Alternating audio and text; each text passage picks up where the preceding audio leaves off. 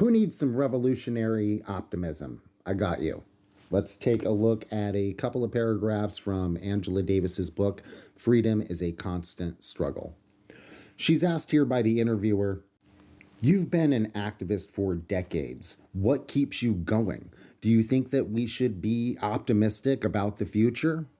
Angela Davis says, "Well, I don't think we have any alternative other than remaining optimistic.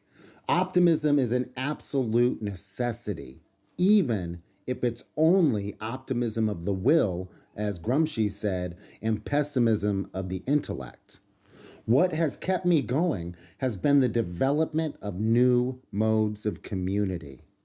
I don't know whether I would have survived had not movements survived, had not communities of resistance, communities of struggle survived.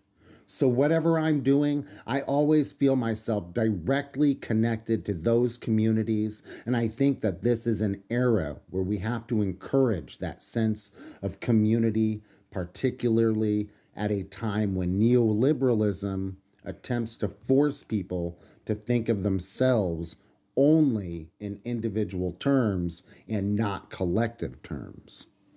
It is in it's in collectivities that we find reservoirs of hope and optimism." She's saying it's in our movements and it's in our collective struggle, physically together as a community.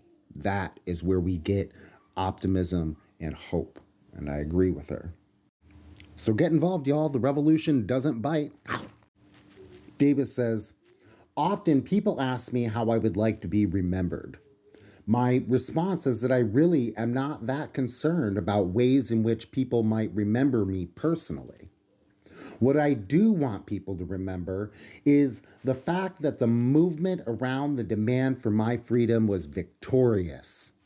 It was a victory against insurmountable odds. Even though I was innocent, the assumption was that the power of those forces in the U.S. was so strong that I would either end up in the gas chamber or that I would spend the rest of my life behind bars.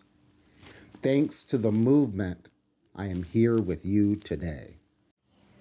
She's not asking us to remember how big and tough and strong Angela Davis is. She wants us to remember how big and tough and powerful and strong we are as a movement together, and how that was successful for her, how the movement to keep her free was victorious.